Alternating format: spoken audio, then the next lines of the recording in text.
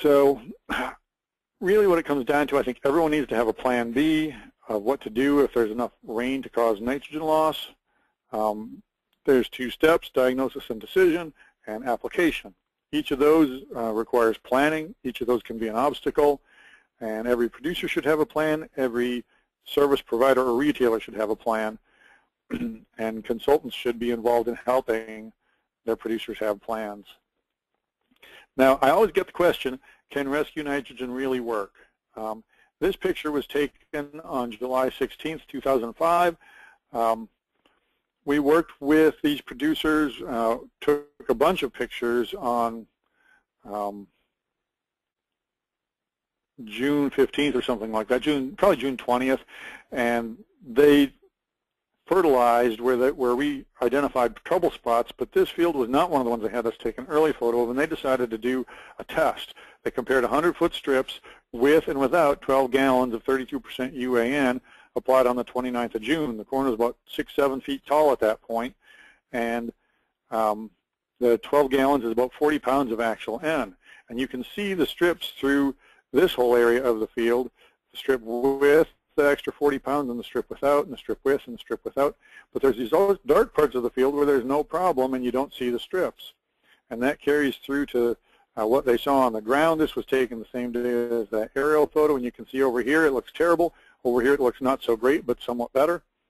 On the left, if we looked at the yield response by comparing the with to without adjacent to it and said how much response do we get to it, all the orange dots is 28 to 42 bushels, and it's mostly yellow, orange, and red in this area where it's kind of enhanced color here, but you can see where it was stressed, and then it's blue, meaning very little response in areas that look good. And that's exactly what you'd expect. Where we had visible stress, yield response was 28 bushels. Where there was no stress, it was on average -2.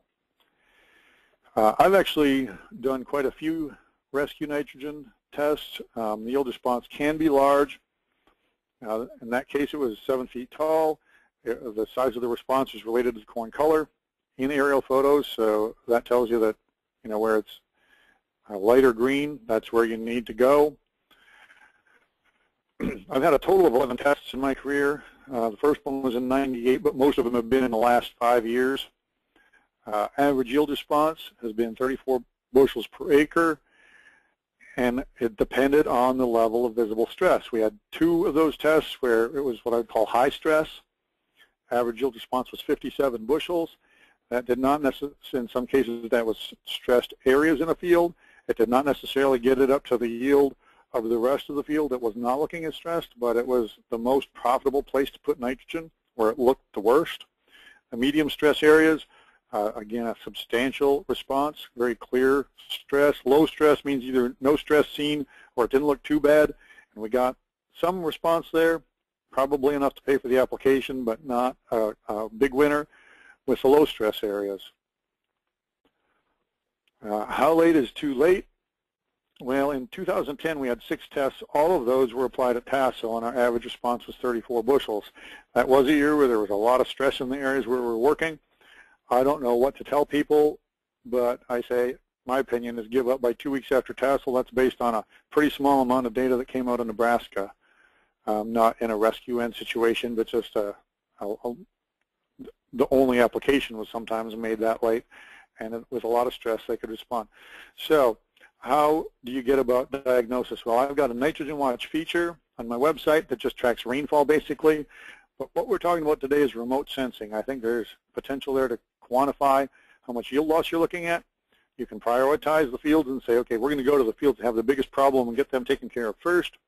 You can do a lot of fields quickly, much faster than you could on the ground, and you're pretty much limited to doing it until corn is waist high if you want to get quantitative answers out of it. If you just want to decide where to go to do ground truthing and scouting, you can do it earlier.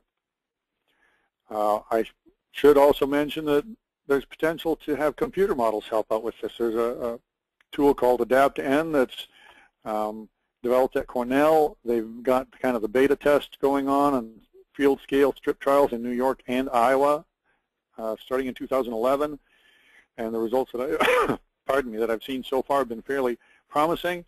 It's probably less accurate than remote sensing, but it can probably get at the fact that a problem is happening a bit earlier.